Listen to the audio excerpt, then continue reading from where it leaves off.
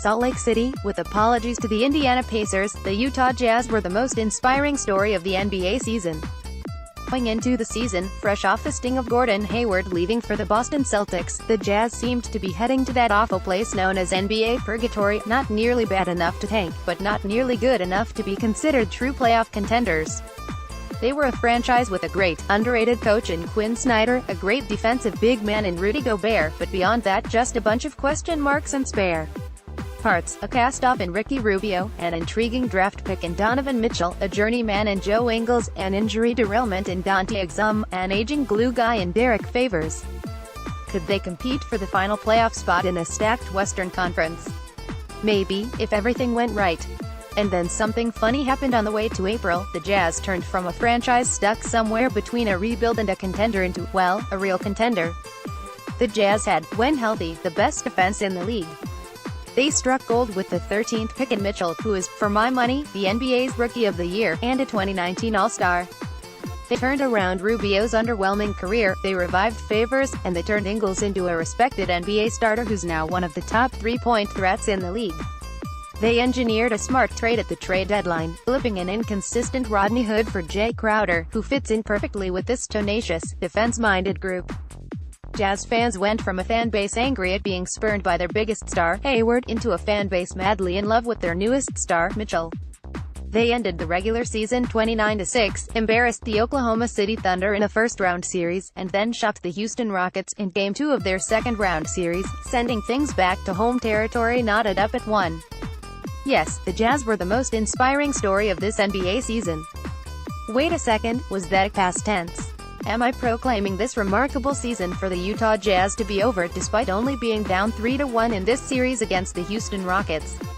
Am I forgetting the fact that James Harden has not exactly been the most stellar playoff performer in his career, and neither has Chris Paul, and that Paul in particular has a recent and awful memory of being up 3-1 in the conference semifinals only to have everything go terribly wrong? Does Clippers vs. Rockets, 2015, ring a bell? Yep. Sorry, Jazz. It's past tense now. This series, and the Jazz's remarkable Cinderella season, is over. And so is the Warriors-Pelicans series that's also sitting at 3-1, by the way, which will send us to a Western Conference Finals for the ages, where the NBA's modern dynasty will face a Rockets team that general manager Daryl Morey has intentionally constructed to take down the Warriors. On Sunday night, the Rockets went into Vivint Smart Home Arena and quieted the raucous Jazz crowd for the second time in 3 nights. Mitchell was good, but not great, 25 points but on 24 shots, and Ingles was fine, but not nearly what he needed to be, 15 points but only 2 made threes. Gobert was mostly a non-entity, minus 27 in his 31 minutes, and Exum was amazing but limited. He got his 3rd foul on a trash call in the first quarter, then later left the game with a hamstring injury. The Jazz were fine, and they made an impressive comeback in the final quarter. But it just wasn't enough. That game could have easily been a blowout, Snyder said afterward. Obviously 13 points is not a close game. But the fact our team was able to cut it the way they did says a lot about who they are. There's no moral victories.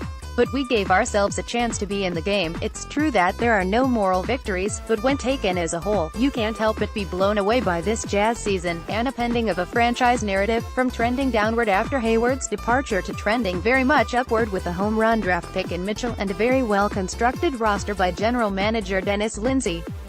Yes, they are falling short, have fallen short, against the Rockets in these playoffs. But what team wouldn't? And here's where one of the most interesting questions of these playoffs comes in. The Rockets haven't played great Rockets basketball in these playoffs. A team that's renowned for three-point shooting has shot above 40% from behind the arc in only 2 of 9 games so far. They have shot below 31% from 3 in 5 playoff games. And yet, especially against the Jazz, their often overlooked defense has stepped up in a big way. Clint Capella blocked 6 shots and altered 20 shots on Sunday night. Ariza has been playing lockdown perimeter defense. At times, even Harden has been playing lockdown defense, too. So what can these Rockets look like in the conference finals if or when that offense really starts clicking? Phew, Houston's that good, Snyder said after limiting a team that averaged 112 points per game this season to only 100. Give them credit. They know how to control a game. This is the team that D'Antoni and Rockets general manager Daryl Morey have been building toward for a couple years now, an offensive power that can also win a big game when their shots aren't falling, like on Sunday, when the Rockets only shot 26% from three. Without a doubt, you gotta do this, D'Antoni said afterward. We haven't shot well the whole series. It's been a while, maybe the first game we shot just okay, but there's all different ways to win. We're not strictly a jump shooting team. We've added some elements. Chris Paul has got the mid-range, James Harden gets to the hole, you got Clint Capella down there. We've got a lot of other stuff we can go to.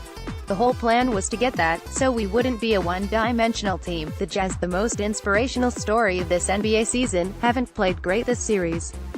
Some of that has been on them. See Game 3, Donovan Mitchell, 4 of 16 shooting. But so much of it has been on the Rockets, who are the team that looks primed to end Utah's Cinderella season in Game 5 in Houston on Tuesday. And if that happens, that's a whole bunch of Rockets momentum heading into the most anticipated conference finals matchup in a long while.